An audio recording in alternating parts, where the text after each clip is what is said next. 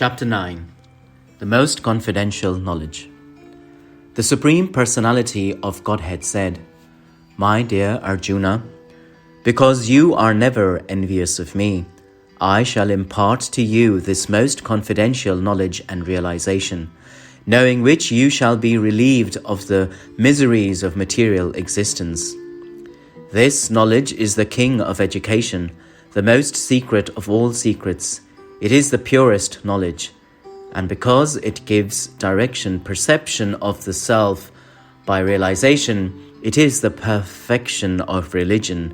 It is everlasting, and it is joyfully performed. Those who are not faithful in this devotional service cannot attain me, O conqueror of enemies. Therefore they return to the path of birth and death in this material world.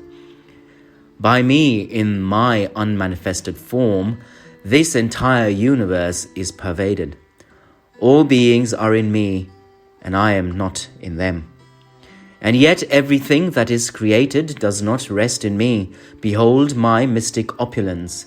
Although I am the maintainer of all living entities, and although I am everywhere, I am not a part of this cosmic manifestation, for myself is the very source of creation.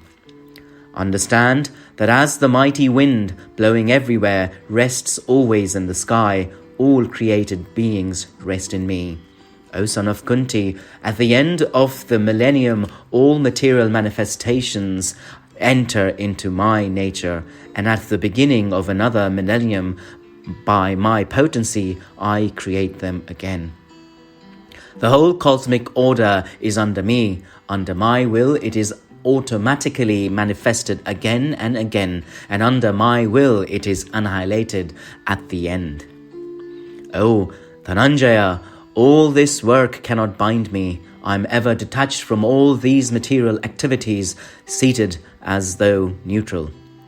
This material nature, which is one of my energies, is working under my direction, O son of Kunti, producing all the moving and non-moving beings. Under this rule, this manifestation is created and annihilated again and again. Fools deride me when I descend in the human form. They do not know my transcendental nature as the Supreme Lord of all that be. Those who are thus bewildered are attracted by demonic and aesthetic views.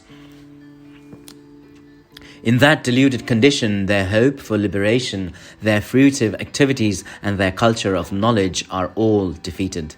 O son of Pratha, those who are not deluded, the great souls, are under the protection of the divine nature. They are fully engaged in devotional service because they know me as the Supreme Personality of Godhead, original and inexhaustible. Always chanting my glories, endeavoring with great determination, bowing down before me, these great souls perpetually worship me with devotion. Others who engage in sacrifice by the cultivation of knowledge worship the Supreme Lord as the one without a second, as diverse in many and in the universal form.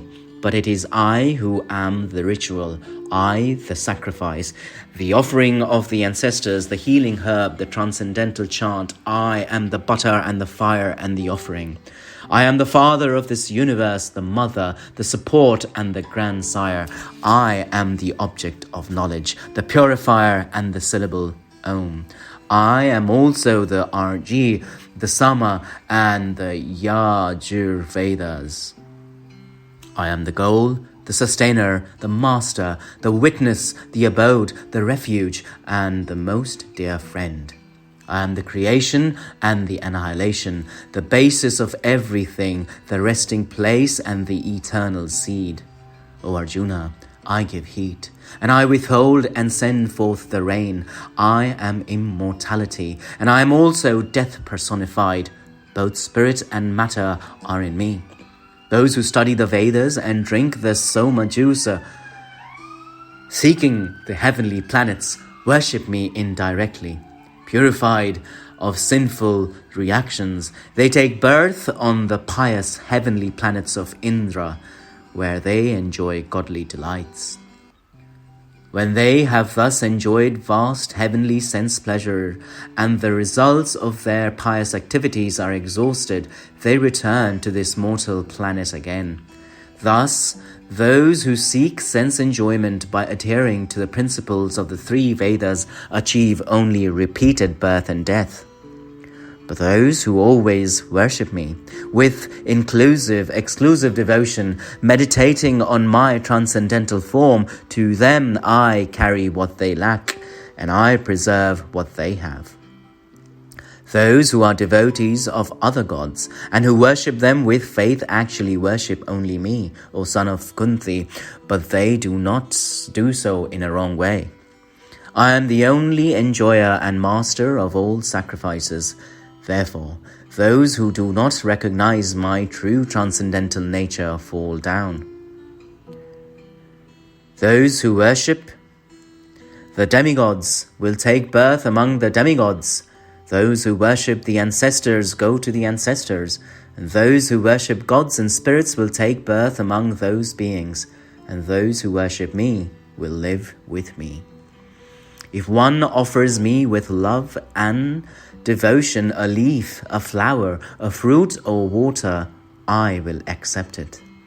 Whatever you do, whatever you eat, whatever offer you or give away, and whatever austerities you perform, do that, O son of Kunti, and as an offering to me. In this way, you will be freed from bondage to work and its auspicious and inauspicious results.